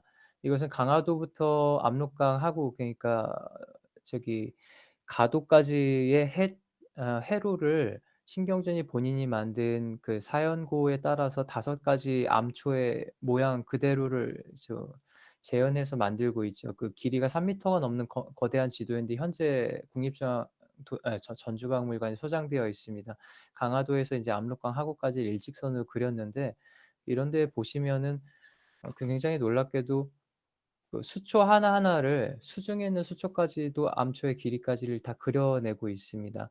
근데 이런 것을 보면서 저의 과문이겠지만 그 제주도에서 혹시 이러한 해로나 해안 방어 위주로 집중적으로 다루어진 지도가 있는지가 궁금합니다. 말이 길어졌습니다만 마지막 3번 질문을 꼭 드리겠습니다. 사실 이게 핵심인데 제주도 고지도만의 특징이 과연 어떤 것인지를 궁금해서 말씀드리고자 합니다. 제주도는 분명히 그 전라도에 속해 있던 것이고 이번에 제주도만의 이 지도가 이렇게 많다는 것을 저도 처음 알게 되었습니다. 그래서 각 지도를 보면서 의문이 들었던 것은 그 당시에 제작되었던 그 동시대 그 육지라고 표현을 하겠습니다. 그 육지의 지도에 비해서 제주도 고지도만이 가지는 강조점이나 어떤 것을 강조했을까 아니면 차별점이 없는지를 궁금하고 어떠한 문헌 자료가 있기 위해서는 저는 문헌 자료를 X, Y, Z축의 그래프로 항상 생각을 해 보는데 X, Y라는 공간상에서 Z라는 시간축을 놓으면 이 문헌 자료가 이 자리에 위치하게 되는 사회 문화적인 이유가 있을 거라고 생각을 하고 있습니다. 이러한 자료들이 대량으로 만들어지게 된 이유가 어떤 것인지 너무 그 토론이 길었습니다만 3번에 대해서 좀 그 답변을 좀 부탁드리겠습니다. 이상입니다. 오 선생님, 3번을 중심으로 답변해 주시죠. 번은 제일 마지막에 말씀드리고요. 나머지 질문에 대해서 간략한 답변을 드리겠습니다. 첫 번째, 고지도의 제작과 유포 양상에 대한 부분인데요. 사실 우리나라 고지도는 상업적 목적이 좀 약합니다. 이제 일본이나 이런 데에 비해서 상당히 약하기 때문에 제주도의 그 소축적 목판본 지도인 경우도 독자층이 육지부의 어떤 지식인들보다는 제주도의 유생들이 아니었나. 내용 자체도 그 삼성 신화와 관련된 내용으로 이루어져 있습니다. 그래서 육지보다는 제주도의 지식인들을 목표로 했을 것 같고요. 두 번째, 그 지도 제작 장소에 대한 부분인데요. 제주도의 그 대축적 지도들은 대부분 목사가 이제 제작을 주도했습니다. 그러다 보니까 목사가 제주에서 퇴임해가지고 가가지고 지도를 제작하기는 사실상 좀 어렵다고 보고요. 제주도에 재직할 때 그런 지도를 제주에서 제작하지 않았나 하는 그런 생각이 듭니다. 물론 이제 그 탐나지도 병사라든지 큰 지도들은 또 목판본으로 제작돼서 이제 조정으로 올려 보내지게 되죠. 그래서 그 지도를 바탕으로 해서 군현 지도 같은 것들은 이제 그 중앙에서 제작을 하게 됩니다. 그 다음에 네 번째, 민간 지식인의 그 고지도 같은 경우, 제주도의 이런 지리 분야를 연구한 사람들 같은 경우는 대부분 유배인이나 이제 관료학자들이라고 볼 수가 있습니다. 그래서 충남 김정의 제주풍토록이라든지 이원진이나 이태호 목사의 탐나지. 그래서 제주 제지 지식인들이 어떤 물론 이제 그 참여는 같이 합니다. 이제 실무적인 작업들은 그분들이 이제 했겠죠. 근데 이제 명목상 출판한 사람들은 이제 관료들이라든지 유배인 이름으로 이제 나오게 됩니다. 반면에 이제 풍수지리인 경우는 제주도의 그 지역인이 실제 풍수서를 집필하고 답사하고 지도를 그리는 것들이 나타나게 되죠. 그래서 전반적인 어떤 지리지라든지 지도는 유배인 관료들이 이제 주도했다고 생각이 됩니다. 다섯 번째, 해안 방어와 관련된 부분들. 제주도는 그 제주 목사가 군사권을 가지고 있습니다. 이건 다른 지역하고 상당히 대비되는 건데요. 멀리 떨어져 있다 보니까 전라감사가 다스릴 수가 없어요. 그래서 제주 목사한테 군사권을 위임하게 됩니다. 그래서 제주도에서 이제 행차 활동 오면 항상 이제 군대를 대동하고 다닙니다. 군사들을. 그러다 보니까 아마 호남에서 제작을 했더라도 요 군사와 관련된 내용들은 아마 이제 특히 이제 제주도와 관련된 내용들은 이제 제어되지 않았느냐 뭐 그런 생각이 들고요. 오히려 그 구진이라든지 제주도에 있던 군사기지 구진에 관한 기록들은 아주 상세하게 그 작성이 됩니다. 작성이 되고 그리고 해안 방어와 관련된 그런 시설물들 이제 방호소죠. 방호소에 대한 그 지도들이 이제 작성이 되지만 해로 바닷길과 관련된 그런 것들이 아주 자세하게 되어 있는 지도는 없습니다. 이제 그리고 마지막에 제주도 고지도만의 특징이라고 했을 때 사실 어떤 것들이 이제 뭐 대부분 또 아까 말씀드린 대로 육지에서 오신 뭐 이제 관료 라든지 이런 사람들이 또 지도 제작에 참여하고 있는 경우들이 많다 보니까 또 표현 수법이라든지 이런 것들이 이제 육지부 지도와 많이 이제 공유되는 측면들이 있습니다. 반면에 그 제주도만이 갖고 있는 어떤 그 풍토적인 특징들, 뭐 오름이라든지 곧자월이라든지 이런 것들은 아주 강하게 좀 부각되어 표현되어 있고요. 특히 이제 그 섬이라는 속성 때문에 섬을 중심에 놓고 24방위를 배치하는 이런 것들은 육지부 지도에서는 거의 보기 힘든 뭐 일부 울릉도나 이런 지도에서 볼 수는 있습니다만은 굉장히 좀 예외적인 그런 게 아닌가 하는 생각이 들고요. 그 밖에 제주도 지도의 그 삼성 신화와 관련된 그런 내용들은 대부분 이제 반영이 돼서 이제 들어가는 것을 볼 수가 있습니다. 이 정도가 제주도 고지도만의 특징이 아닌가 하는 그런 생각이 듭니다. 네. 정 선생님 또 추가 질문 있으신가요? 예, 없습니다. 명쾌하게 그 답변 주셔서 너무 감사드리고 제가 많이 알게 돼서 고맙습니다. 감사합니다. 예, 두 분 선생님 고맙습니다.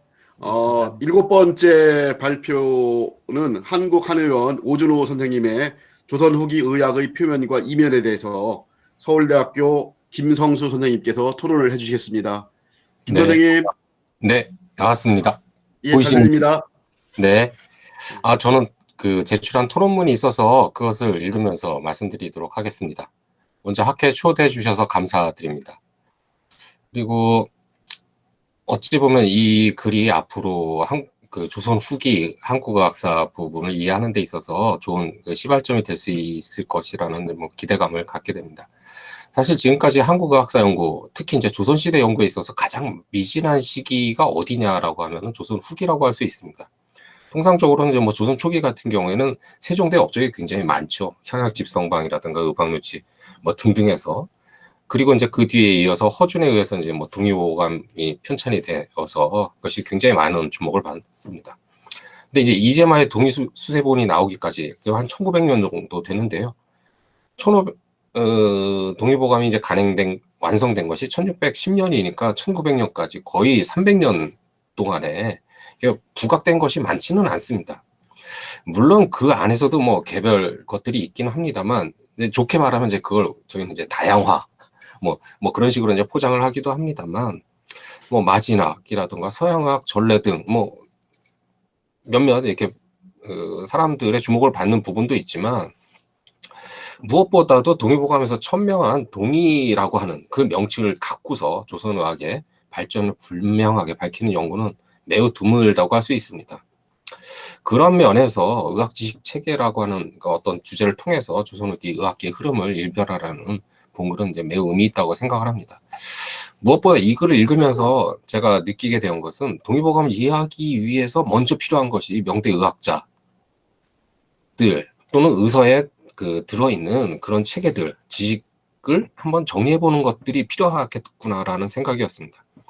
발표자 선생님께서 말씀하신 대로 금원사대가의 의학이 갖는 이론적인 독특성은 뭐 잘 알려져 있습니다만 기존 전통의학을 아주 다양하게 이해할 수 있는 그런 장점을 낳았습니다. 그렇긴 하지만 또 문제는 그것들을 과연 어떻게 계통적으로 정리할 수 있을 것인가라고 하는 이제 숙제를 남겨놓겠는데요.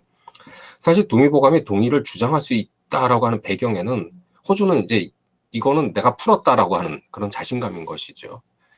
저는 그런 면에서 동의보감에 구현된 지식체계라는 발표자의 의견에 이제 전적으로 동의를 표하는 바입니다. 또한 동시에 그런 면에서 허준과 같은 의학사적 명제를 안고 있었던 명대 의학자들, 루영이라든가 왕륜, 그리고 이천을 이렇게 선별한 그 부분에 대해서도 꽤 타당하다라고 생각을 합니다. 특히나 이제 허준은 이제 왕륜, 왕절제 말을 들어서 중국에는 북위와 남위가 있고 그와 동등하게 동의가 있다라고 이제 주장을 하거든요. 그 이야기는 허준은 왕륜을 통해서 당시 명대까지의 조선의 그 중국의 의학적 흐름들을 정리하고 있다라고 하는 부분이 드러나게 됩니다. 또 한편으로 동의보감 전체에서 이천의 의학 입문이 가장 영향을 많이 미쳤다라고 이야기를 하고 의학 강목이 이제 그 다음이라고 이제 통상적으로 이야기를 합니다. 따라서 동의보감을 분석하는 데 있어서 이 세 사람들을 분석하는 것은 매우 타당하다라고 생각을 합니다.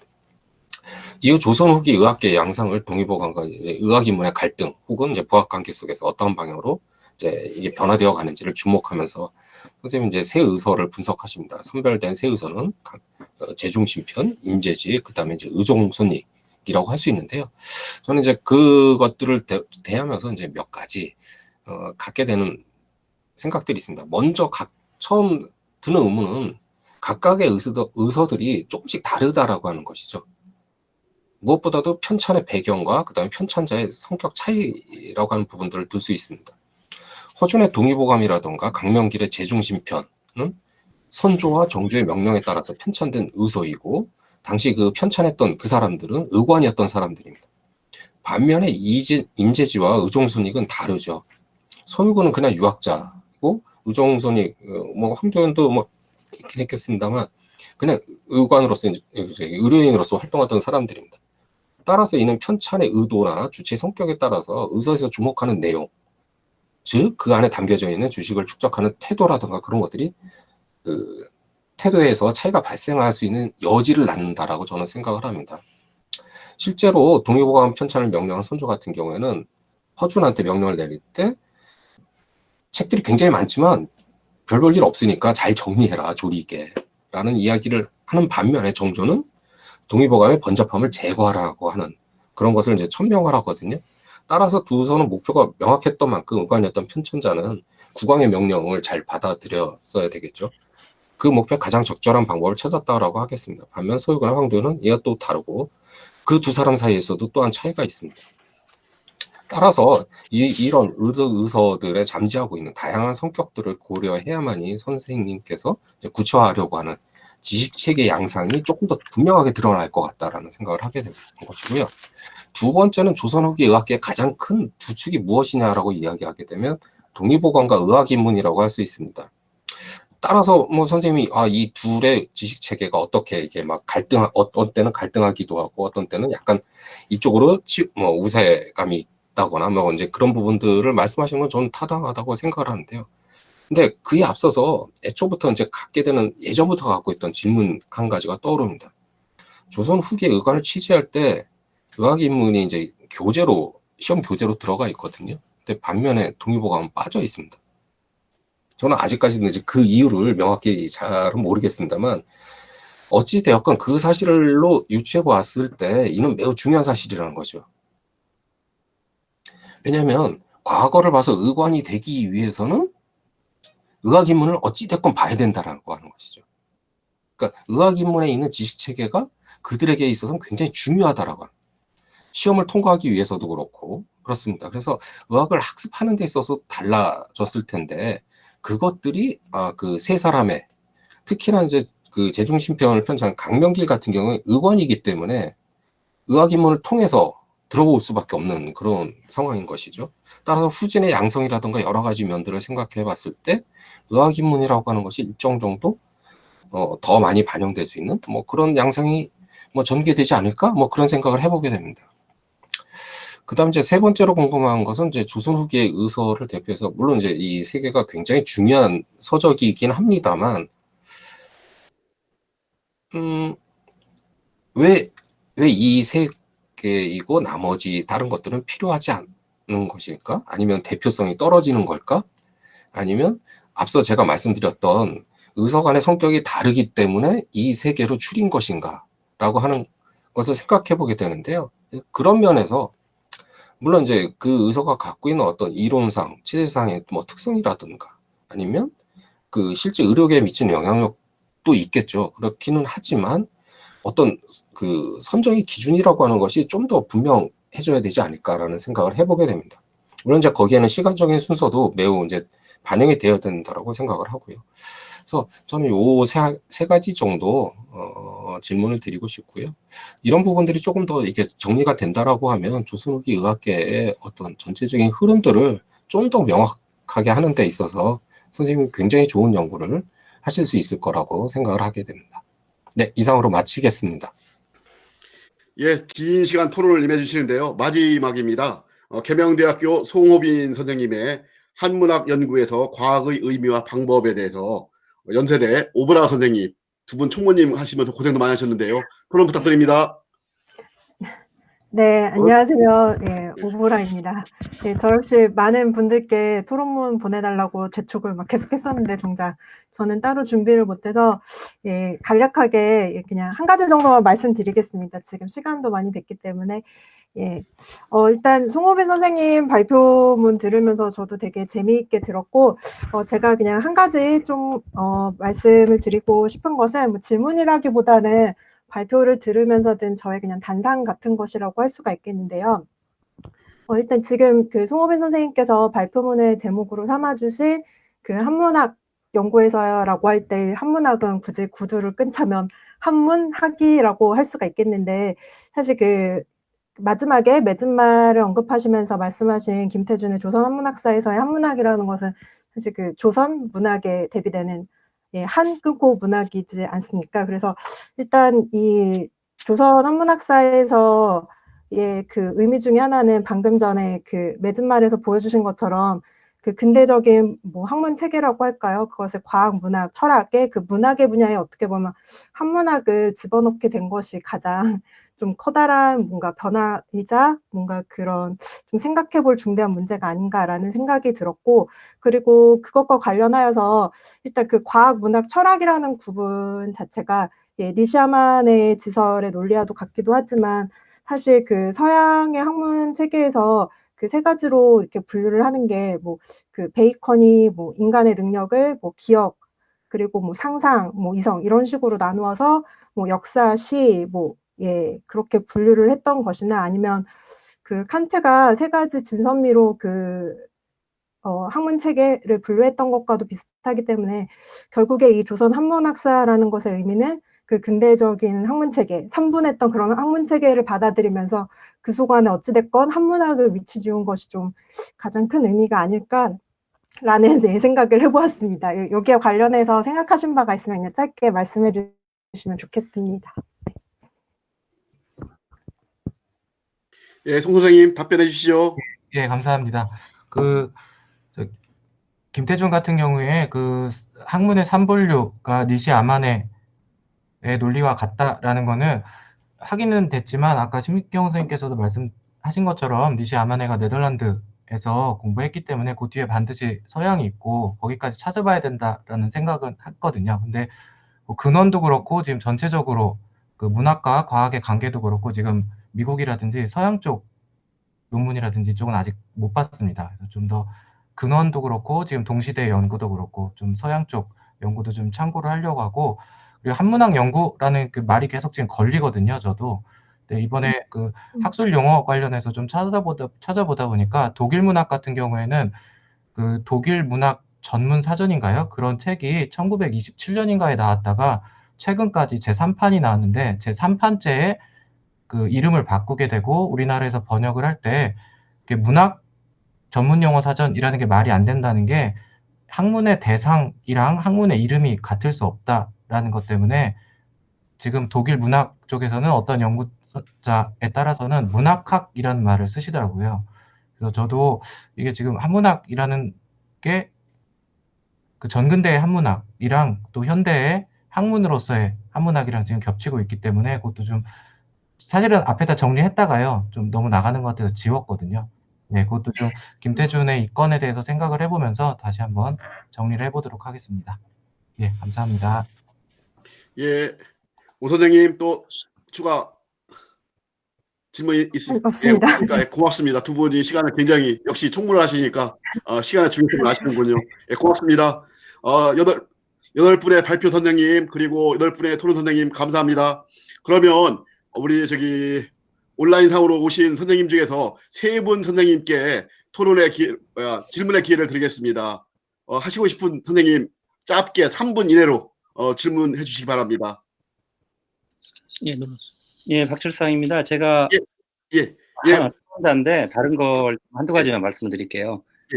일단 그 신정수 선생님 말씀하신 그 삼생석 추사 관련해서 사실 자료가 하나가 있길래 말씀을 드리겠습니다.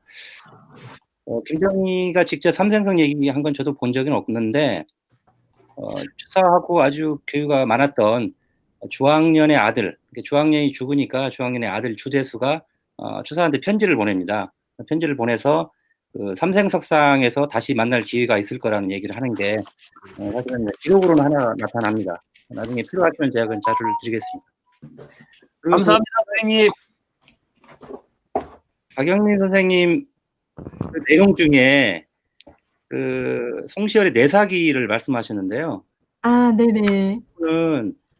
일단 송시열의 경우에 이제 그 아시겠지만 청나라 연호를 안 쓰고 기록들이 나와 있는데 송시열한테 내린 내사안이 그 교지를 보면 전체적으로 다 안 씁니다. 그러니까 이제 간지만 쓰고 뭐 개해 몇 년 이렇게 해서 이제 나오고 이제 기록을 하고 있는데 사실 이 경우는 아마 그런 게 정리되기 이전에 내사가 된 것 같아요. 이게 57년인가 그렇잖아요. 네. 이 첨지는 이 상태를 보자면 우암이 한 건 아니고 나중에 한 겁니다. 글씨가. 그러니까 우암이라고 보기는 어렵고 만약에 이제 교지도 정상적으로 이렇게 그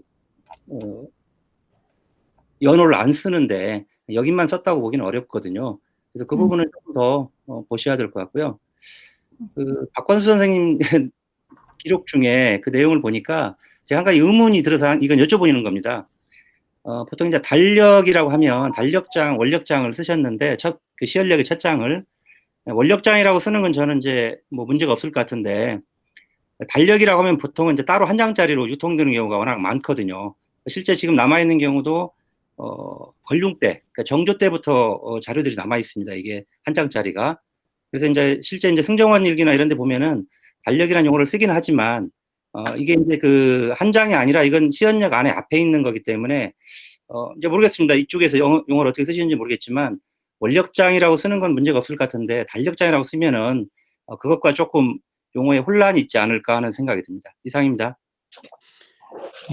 예, 답변 부탁드립니다. 저기 이제 구장각에서 그 서운관지하고 그 관상감에서 역서 관련된 조직에 대한 규정이 삼력청헌, 삼력청 그 완문 이런 것들이 있습니다. 그 안에 이제 역서 관행 과정에 대한 여러 가지 규정들이 있는데 거기에서도 달력장 또는 원력장 혼용어가 쓰기도 합니다. 그래서 이제 공식적 용어이고요. 그러니까 아까 말씀하신 따로 한 장짜리 역서라고 하는 게 정확하게 뭔지 모르겠는데요. 그러니까 그 부분이 지금 금방 말씀하신 그 내용이에요. 12개월이 나와 있고 거기에 그 민간에서 사용하는 내용들이 전체적으로 한 장에 다 들어가 있습니다. 그러니까 시연석에 금방 말씀하신 원력장 내용과 같은데 조금 더 이제 그 다른 내용이 들어가 있고 또 일부는 한글까지 들어가 있습니다. 그래서 민간에서 사용하던데, 근데 이제 그게 실제로 정조 때부터 남아 있어요. 오래 전부터 사용을 했던 용어이기 때문에 이제 승정원 일기라든지 봐도 사실 같이 쓰기는 하잖아요. 하는데 이제 여기서 이렇게 책에 들어갔을 때는 조금 그게 좀 혼동이 될 우려가 있더라고요. 아마도 그러니까 그 역서도 그 공식 역서의 단력장을 보고서 만든 걸 거니까. 그렇습니다. 근데 이제 그래서 용어를 쓰는 것 같습니다. 다른 게 좀 더 좀 플러스가 되겠습니다. 예, 알겠습니다. 선생님 고맙습니다. 네, 저도 한마디 말씀을 먼저 말씀하십시오. 화면에서 제 얼굴이 안 보이는데 보이시나요? 예, 보입니다. 그래요? 저는 제 얼굴이 안 보이는데 사실 여기 주자오류 이 책은 그러니까 심경호 선생님께서 그 조선국악의 선물에서 이미 다루신 자료인데 제가 너무 오래전 이야기여가지고 이거를 깜빡했어요, 선생님. 그래서 요거를 지금 인용을 못했는데 그 부분은 제가 수정을 하도록 하고요. 그 다음에 지금 선생님 말씀하신 것처럼 이게 저도 송시열이 직접 한 것 같지는 않습니다. 근데 아마 시켜서 한 것 같다는 그런 말씀을 드렸는데 이 부분하고 이게 또 언제 이걸 했는지 이런 부분에 대해서는 선생님께서 심경호 선생님께서 쓰신 그 글과 제가 공부하면서 한번 더 찾아보도록 하겠습니다. 그러니까 네. 그거 고맙습니다. 보면은 네. 일단 우암이 뭐 살아있을 때 했다기보다는 그 후대 가능성이 높아 보여요. 우암 당시에 어느 정도 이제 이 연호 문제가 정리된 뒤에는 사실은 강기 자체를 안 씁니다. 아예. 그 내사본에다가 썼다는 것은 그게 정리되기 이전이고 막 후대에 이렇게 붙여서 이렇게 하지 않았나 이렇게 보여집니다. 아, 네네. 있습니다. 신정 선생님 혹시 답변 있습니까? 저는 답변 없고 박찬호 선생님 귀중한 말씀 해주셔서 너무 감사드리고 제가 나중에 메일로 따로 여쭙겠습니다. 감사합니다. 예, 박 선생님 고맙습니다. 혹시 또 질문 있으신 분 두 분 받겠습니다. 조언이나 뭐 질의 있으면 됩니다.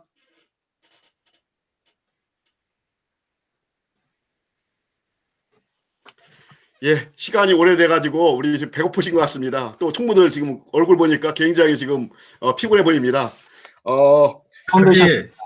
예. 혹시 한 말씀 드려도 될까요? 네. 예.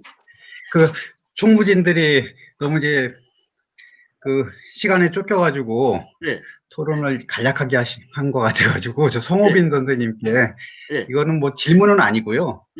제가 뭐 최근에 어쩌다 보니까 뭐 인공지능 번역 관련되는 좀 공부를 좀 하고 있어서 최근 느낀 점만 좀 말씀드리자면은 이제 인풋 그러니까 뭔가 이제 자료를 넣고 아웃풋 이제 번역물을 이제 인공지능 알고리즘을 이용해서 이렇게 산출해 내는데 그 과정에 그 알고리즘을 제작한 사람들도 알지 못하는 히든 레이어 뭐 우리말로 하면 은닉층 그 과정 자체를 알 수가 없는 부분이 존재하거든요. 그러니까 이게 컴퓨터 뭐 이런 거 하는 것이 컴퓨터가 가진 두 가지 가장 중요한 특징이 첫 번째는 분류 클래시피케이션이라면 두 번째는 예측이거든요. 그리고 이제 그것과 구별되는 인간만의 영역이 뭐냐라고 한다면 이제 아마 상상일 건데 그 상상이라고 생각했던 영역들이 자꾸 이렇게 무너져 가고 있어가지고 지금 많이 좀 저도 요즘 공부를 하면서 굉장히 혼란을 많이 느끼고 있습니다. 네, 아까 송 선생님이 아주 중요한 과학이라고 하는 문제와 인문학 그중에서도 문학이라고 하는 문제의 경계에 대해서 이제 물음을 던지셨는데 이를테면 그거는 이제 이것을 어떤 점에서는 뭔가 그 경계라고 하는 것을 상정을 하고 나서 그 경계 지점을 찾아가는 그 과정 같아서 근데 그 반대 방향에서 접근해 보는 것도 우리에게는 좀 필요하지 않을까 하는 그런 생각을 좀 해봤습니다. 이걸 하다 보니까 되게 이제 우리는 한문 고전 같은 경우는 자료가 워낙 코퍼스가 양이 적다 보니까 한계가 있지만 20세기 이후의 자료들은 그 자료들만 가지고서 이제는 이게 그 필자가 밝혀져 있지 않은 것도 이게 필자가 누구다. 그 문체를 보고서 특유의 표현 같은 것을 보고서 인간의 감각으로 하는 것보다 훨씬 더 정확하게 짚어내는 수준에 왔거든요. 근데 저는 경우에 따라서는 이 한문 고전 자료들도 그게 가능하다. 부분적으로라도 가능하리라고 그렇게 보고 있습니다. 그렇다면은 우리가 일단 문학의 어떤 그 속성이라든지 그 성격 자체에 대해서 먼저 좀 다시 한번 짚어볼 때가 되지 않았나 하는 그런 생각이 좀 들었습니다. 이상입니다. 예, 조언 감사드리고요. 우리 송 선생님 혹시 하실 말씀? 아닙니다. 없습니다. 예, 없습니까? 예, 그러면은 8분의 발표 선생님 감사드리고요. 또 토론을 맡아주신 8분 선생님 진심으로 감사드립니다. 많은 시간을 주었어야 되는데 충분한 시간을 못 줘서 미안합니다. 그리고 4년 동안 우리 학회를 이끌어주신 우리 신경호 선생님 감사드립니다. 다 같이 한번 박수 한번 부탁드립니다. 예, 이상으로 토론을 마치겠습니다. 감사합니다.